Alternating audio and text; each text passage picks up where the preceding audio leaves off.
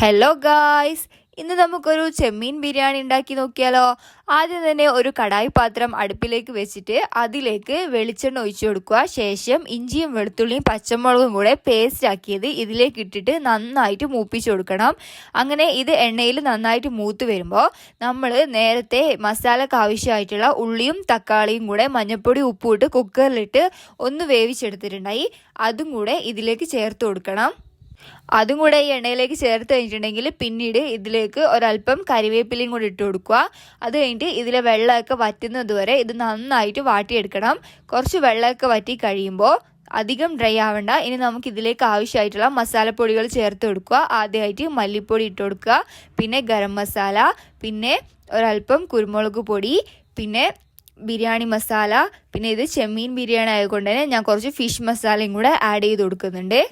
അതും കൂടെ ചേർത്ത് കൊടുത്തിട്ടുണ്ടെങ്കിൽ ഈ മസാലേൻ്റെ പച്ചമണമൊക്കെ മാറുന്നത് വരെ നമുക്കൊന്ന് വാട്ടിയെടുത്തിട്ട് അതിലേക്ക് നമ്മുടെ മല്ലിച്ചപ്പും പുതിനയും കൂടെ ചേർത്ത് കൊടുക്കുന്നുണ്ട്.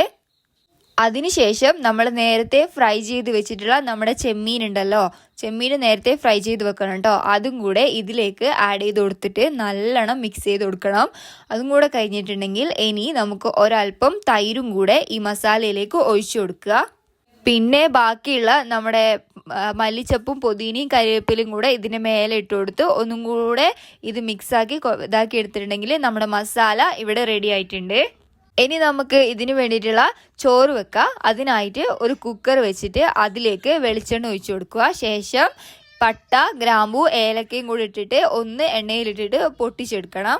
അതിനുശേഷം ചെറുതായിട്ട് അരിഞ്ഞ ഉള്ളിയും കൂടെ ഇട്ട് അത് നന്നായിട്ട് വാടി വരുമ്പോൾ നമ്മുടെ അരി എത്രയാണോ അതിൻ്റെ അളവിനനുസരിച്ചിട്ടുള്ള വെള്ളവും കൂടെ ഒഴിച്ചു കൊടുക്കുക. അങ്ങനെ വെള്ളവും കൂടെ ഒഴിച്ചിട്ട് പിന്നെ നമുക്ക് ഇതിൽ പാകത്തിനുള്ള ഉപ്പും കൂടെ ഇട്ട് കൊടുക്കുക. അതും കൂടെ കഴിഞ്ഞിട്ടുണ്ടെങ്കിൽ ഇനി നമുക്ക് ഈ വെള്ളം തിളക്കാൻ വേണ്ടിയിട്ട് വെയിറ്റ് ചെയ്യുക. അങ്ങനെ വെള്ളമൊക്കെ നന്നായിട്ട് തിളച്ച് വരുമ്പോൾ ഇനി നമുക്ക് നമ്മൾ നേരത്തെ കഴുകി വെച്ചിട്ടുള്ള അരി ഉണ്ടല്ലോ അതും ഇതിലേക്ക് ചേർത്ത് കൊടുത്തിട്ട് നിങ്ങളുടെ കുക്കറിൻ്റെ വിസിൽ എത്രയാണോ ആ കണക്കനുസരിച്ചിട്ട് നമ്മുടെ ചോറ് വേകുക. അപ്പോൾ എൻ്റെ കുക്കറിന് ഇപ്പോൾ ഒരു വിസിൽ മതി. അപ്പോൾ ഒരു വിസിൽ കൊണ്ട് നമ്മുടെ ചോറ് വെന്ത് കിട്ടും. അങ്ങനെ ചോറും ഇവിടെ വെന്തിട്ട് നന്നായിട്ട് റെഡിയായി കിട്ടിയിട്ടുണ്ട്. ഇനി നമുക്ക് നേരത്തെ നമ്മൾ ഉണ്ടാക്കി വെച്ച മസാലയിലേക്ക് ഈ ചോറിട്ടിട്ട് ദം ചെയ്തെടുക്കുക.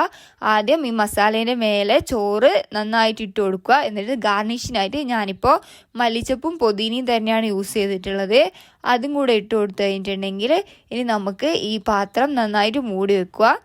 അത് നമുക്ക് എന്താ ചെയ്യുക, ഇനി ആവശ്യത്തിന് ഇതെടുത്തിട്ട് കഴിക്കാവുന്നതാണ്.